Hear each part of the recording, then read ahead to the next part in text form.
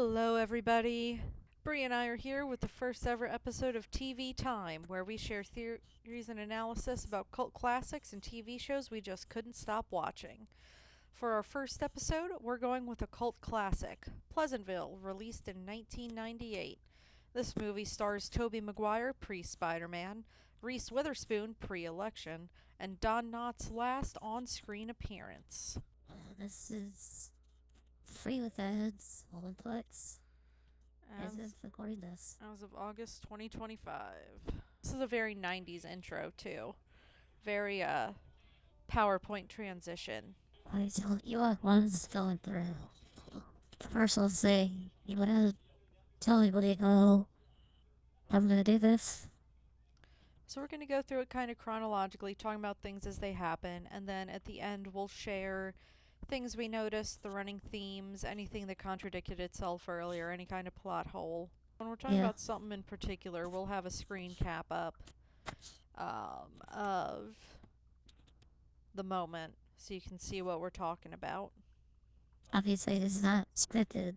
We just kind of doing the usual thing where we just say what comes to mind. Yes, very low production value here, folks. Yeah. That just screams 90s. It does. I do like how they make a point to show different ethnicities, people in wheelchairs, people in all kinds of clothing. Definitely setting it in the real world. But and here we see Toby McGuire in the Ferris Bueller shirt, jersey shirt thing. I do like how they frame this as him having monologuing at her. Yeah. And then it pans out to reveal that she has no idea he's even talking to her because he's 40 feet away and just staring like a fucking creep. Yeah, really odd. Also, I will say, based on sunrise times, sunset times, crowd attire, I did pinpoint that this whole movie starts on Friday, October 17th. Also, this whole long speech thing with the teachers talking about the economics and whatnot of the years.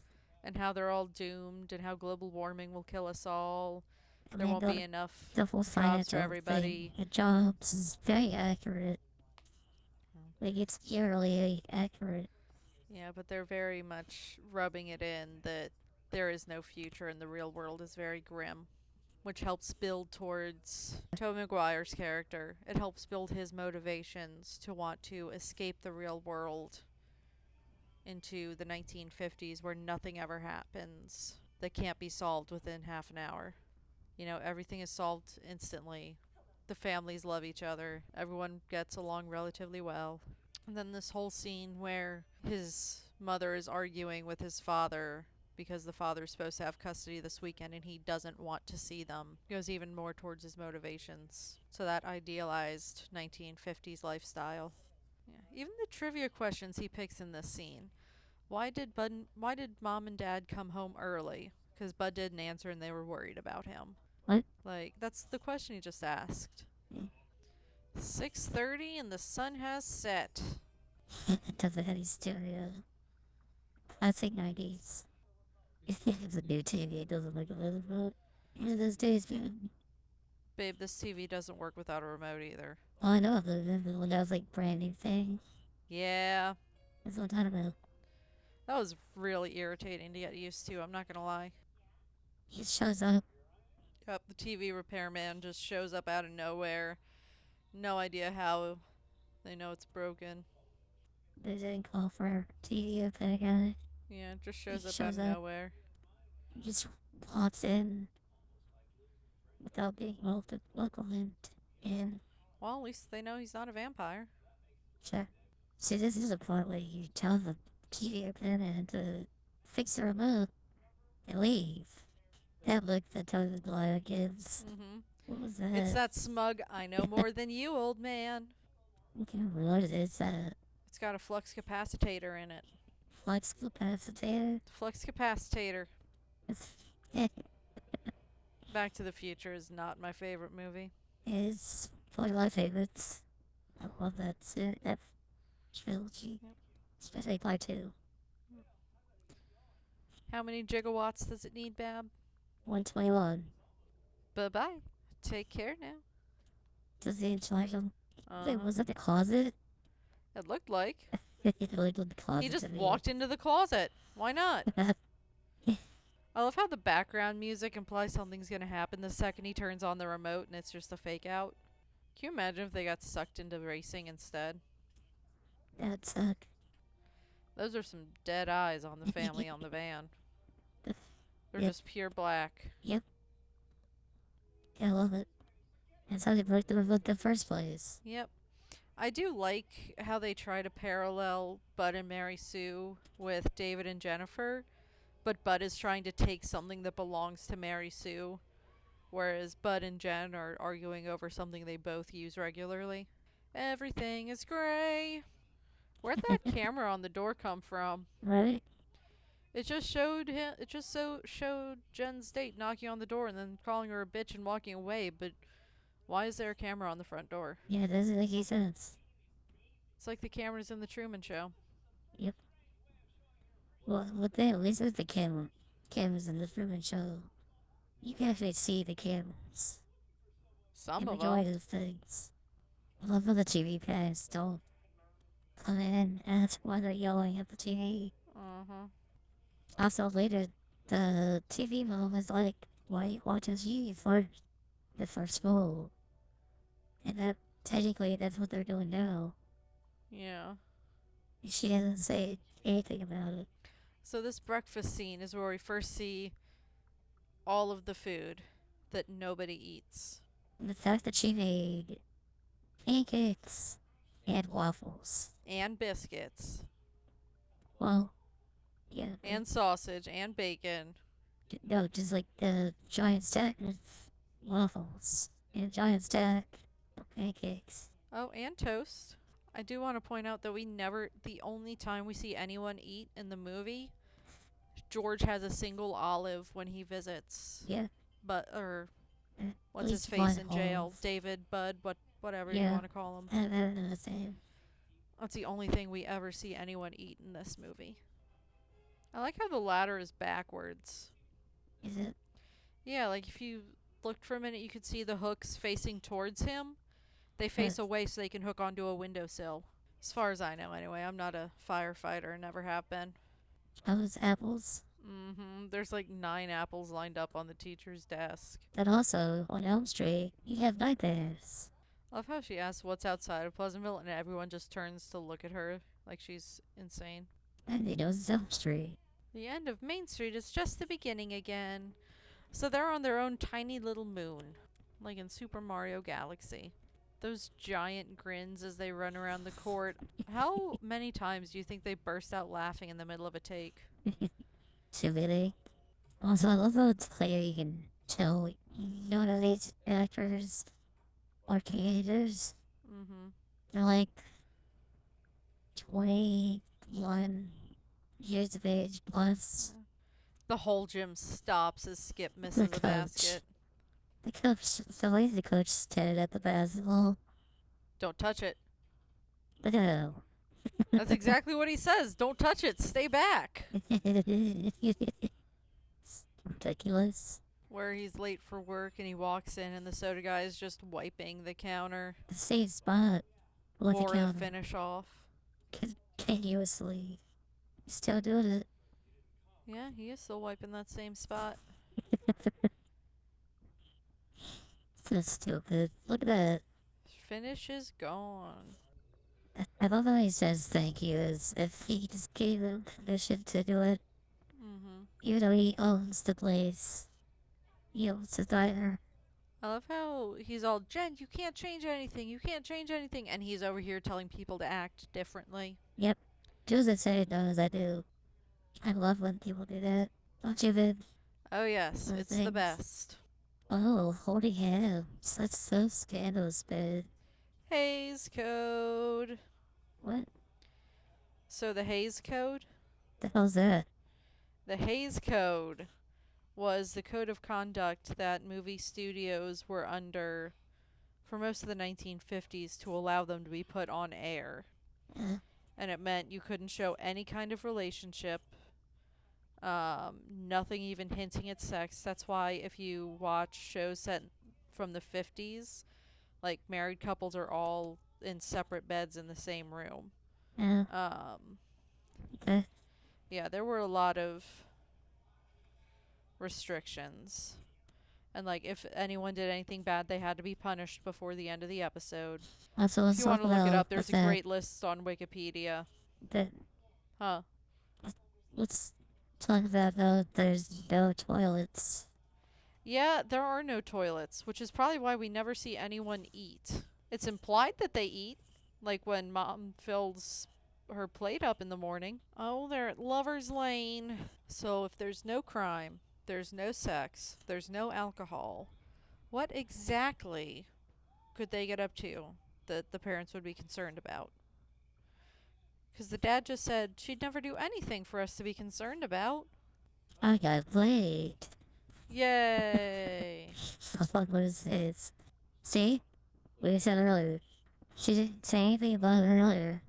Watching TV before school. Oh, now there's more than green. Now there's a pink car in front of the soda shop. What? A green Oh, car. they said there's a pink car. As I say. No, sorry, What? green car. Oh, there's the barber scene. There's the mayor. It's Mayor's jackass. He's like, I couldn't possibly take a seat. Okay, I guess I will. We see with a mommy cat and a daddy cat. Well, he's got a thing. That's what the live action doctors is for this.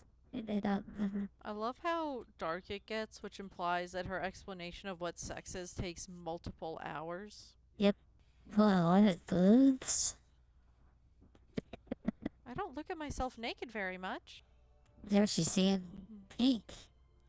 She's turning the Green. whole bathroom colors. Fake bird. And then, right when she gets to the best part, the burning bush. I love how they're all drinking milk.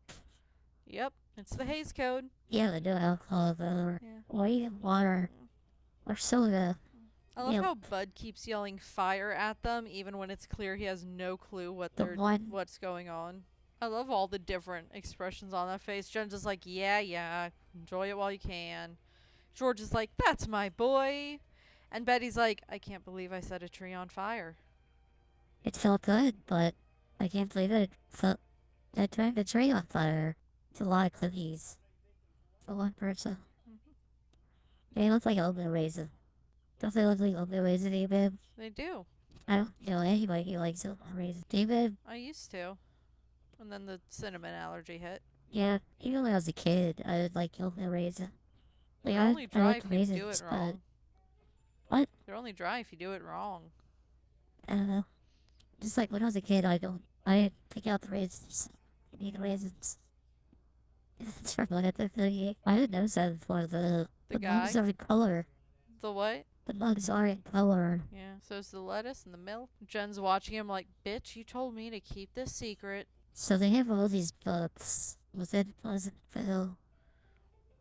So that would mean all the authors would have to live in Pleasantville. But also, that's contradictory because all the books were blank. There's no reason to have books that have nothing but blank pages. So why do the books exist anyway? Look at that, a bunch of old men creeping on teenage girls. Yep. Tale as old as time. Yeah, something should be done about old men. Okay, young woman. This particular scene where the mayor is talking to George about things is a wonderful example of how a certain type of powerful white man will use phrases that are easily misinterpreted, like, the recent changes, and then using flattery and bribery to get other people, not quite as powerful, but usually at least of the same demographic as him, on side. Right? Like he starts with the changes, and then it's everyone really likes you, George. And then it's how would you like a seat on the town council? And so we start with the dog whistle, and then the flattery, and then the bribery. And this right here, that moment, is when it comes crashing down because now Betty is living in color. Betty's just wandering the streets looking at nothing in color until she sees the soda shop. that Betty looking around and seeing nothing in color is kind of a, okay, no one, who here is going to panic? Who here is going to have a problem if this makeup comes off? Is there anyone like me here that's not a teenie? And until she sees that art on the window of the soda shop, the answer is no. There are no adults like her in Pleasantville. But now Bill is painting. Bill is getting in touch with who he is, and so Bill is about to be in color. Also, why did he make Santa with 2 noses and 2 mouths? It's Dadaism. Don't look too deep. Also, I want to point out the song by Etta James, At Last. You know the song that is played? Mm-hmm. My Love Has Come at Last. That song did not come out until November 15th, 1960. Okay. And Pleasantville show is set in 1958. Yeah, there's a level there. Okay, so I was wrong. That isn't Dadaism. That's Cubism. I can't see a thing without my glasses. Okay, Velma. She suddenly goes blind without glasses on. I think she just accepts that she can't see without the glasses. That look on her face in the picture, like, you talking to me? Exactly. If I was they do, please for you. The fuck? Eve tempting Adam with the apple of knowledge. Oh, it's the first ever Pleasantville thunderstorm. It's occurring to me. But when he says, I looked and looked and looked and she was gone. Like, he's worried. This never happened. For all he knows, she's, like, gone forever. I like the colorful rainbow and trees over the gray of the town. And he's in color now, along with everything in his dime. And now Jennifer is in color because she stayed in to study instead of going out to have sex. Oh, Margaret's in color now, too. Everyone's in color except David. I love how you can see the moment she decides that this marriage isn't salvageable. Like, she got things ready just in case, but you can see the moment she decides that he's not going to do anything different. And it's when she gets up from the table and starts talking about the food that she has prepared for him to make by himself because she is leaving. Elsewhere, bitch. One thing I do want to point out first up, this scene where they're outside and he gives Margaret the umbrella and then Whitey pulls up in his car. This is where they really go full mask off on stop being racist, you dumb fucks. But second of all, why are all their clothes color coordinated? Like, they didn't have a concept of color a week ago. So why is she in, like, yellow and blue instead of orange and red or pink and chartreuse? It is. So I also do want to bring up this framing in the town hall with him, like the mayor, on the podium. And it's filmed at like a 30-degree angle with very strong light coming from one side with the clasped hands in the background. And it's very reminiscent of that one film from the 1940s that recorded Hitler giving a speech. And that is very much intentional on their parts. This is the scene where no people in color are allowed. I do like how the kid crashed his bike because he was so stunned by the sight of painting of a naked woman. Well, boobs. He's never seen boobs before, babe. No, he hasn't. I like David in the back looking at it like, holy shit, that's TV, Mom. Even Whitey bleeds red. When it gets thrown, it hits below the chin, and then when it pans out, it shows the break above her head. Yep. You love it. Continuing here. Yep. They're showing a whole lot of glass breaking in the scene where they're destroying the soda shop. And I'm wondering how much of that is an intentional reference to Kristallnacht and destroying the art books, destroying books in general. Because remember, this was filmed in a time where Nazis were bad, and everyone agreed that Nazis were bad. I love how when David goes, no bed frame may be sold more than 38 inches wide, and Jennifer just goes, who cares? We're flexible enough. But the last one of those is, all schools shall teach the non-changeist view of history, emphasizing continuity over change. And then you look at everything that certain governments, certain state governments are trying to enact, and certain regulations people are trying to enforce. And you realize I love how the one guy's like, hey, the jukebox still works. And then the one girl's like, you can't do that anymore, turn it off. Until Toby's character just gets up from his chair. He's like, yeah, you can. Fuck And the one guy them. gives back the cable, the jukebox cable to play it back in. Mm-hmm. Wait, why did Toby's character have to play it back in? Because he's the agitator. Eh, He's the one driving the changes. I'm just saying, like, the guy the person initially plugged it in. Could have just easily plugged it in. Could have, but oh, they've got the firemen cleaning up the books. That right there is full on Fahrenheit 451. Well, he didn't crash his bike this time, so that's an improvement. I like how all of the books that they painted on the wall, Catcher in the Rye, Moby Dick, Huckleberry Finn, are the ones that have historically been the most challenged in actual American schools. Oh, they painted on the side of the police station. You know, I feel like I know until now to realize it, but this movie is basically saying stop being colorblind and open your eyes to see the true colors of everything around you. Yeah, that's a lot of it too. Alright, so it's been 3 days since Betty left. This is the only time in the movie we ever see anyone eat, is when George is stuffing olives in his mouth. Color people are up top. You know, as the mayor's sitting here listing off all these colors, I've got to wonder how they have names for all of them. Yeah, it's a big question. As everything was in black and white before, how do they have names for all these colors? Different shades of colors, different hues. I love how suddenly half of them are in color.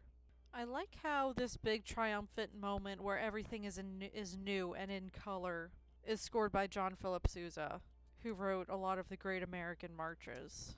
Norm's TV and radio, like the Norm, and now that's in color too. The reason people change colors definitely makes a lot of sense, their motivations, right? Like the teenagers at Lover's Lane turning colors because of lust. Yeah, they're teenagers. Whatever. But then Betty turns colors when she admits that she's been missing this huge part of her sexuality. And then Bud turns colors when he's like, fuck you, I'm gonna defend my mom. Jen turns colors when she's like, no, I think I'd rather study than go be a party girl anymore. I've done the party girl thing. The soda shop guy is like, no painting. If I couldn't paint, I don't know what I'd do. And also, I really like this girl. And I don't care that she's married. You know? It's like there's a lot about the individual accepting the parts of themselves they don't actually like, in addition to all the overt anti-racism, anti-Nazi stuff, you know? It's about expression. Hmm? To put it simply, it's about expression. Right, and like George turned colors when he could admit to himself that he didn't like Betty as the ideal 50s housewife. He liked her as a person. It is about expressing who you are as opposed to who you're supposed to be. I don't know, this movie works on a lot of levels. It's a very good movie. To think that it came out, what, 1998? 1998. A lot of the movies that come out are always, well, they often tend to be ahead of their time. And now there's more places to visit because people are broadening their horizons, thinking bigger than just themselves and just who they're supposed to be. The world is ever changing and ever expanding. That's why Jen decides to stay in Pleasantville and go to college here, because she has no shot at college in the real world. So, if she stays, and like the show inevitably ends, does it mean she dies? I don't think so. I think the show just keeps going. That all shows get end eventually. Yeah, I don't Yeah. know. I think that's one of the Even the questions best we're not ones. supposed to ask. Yeah, that's fun to think about though. The aftermath. Yeah, it is. Also, what happens to the memories of what's her name in the real world? Oh wait, is it just funny? Tilly McGuire's character just only remembering, everybody else is just remembers him being an only child in his whole life. No, I think she just vanished, which is cruel to their mother and her friends and everyone at school. Yeah, that trace. Yeah, modern day, there's a cold case true crime episode about this and they decide that David had something to do with it. Are you sure you don't want to come to the real world with me, TV mom? You can meet my actual mom. Yeah, like if what's your name can stay, why can't they come home with Toby? They probably don't want to. That's probably why I told them to stand back. Yeah. Also, can you imagine poor Bud poofing back into existence at this moment in time? The first hour of the Pleasantville Marathon. That whole month-long saga took an hour in the real world. Yeah, he still has the Letterman jacket somehow. Yeah, 'cause he was wearing it when he came home. I don't know why it's folded on a chair instead of being over his shoulders, but... Yeah, so that jacket should exist. Tis what tis. I love how they're reading To Kill a Mockingbird there. Alright, babe, any last minute thoughts, theories, commentary? Rotten Tomatoes got 86%, and audience score of 79%.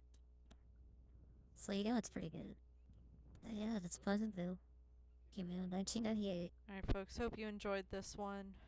Up next, we'll be doing something a little more modern than 1998. And we will see you with that one. Bye. Bye.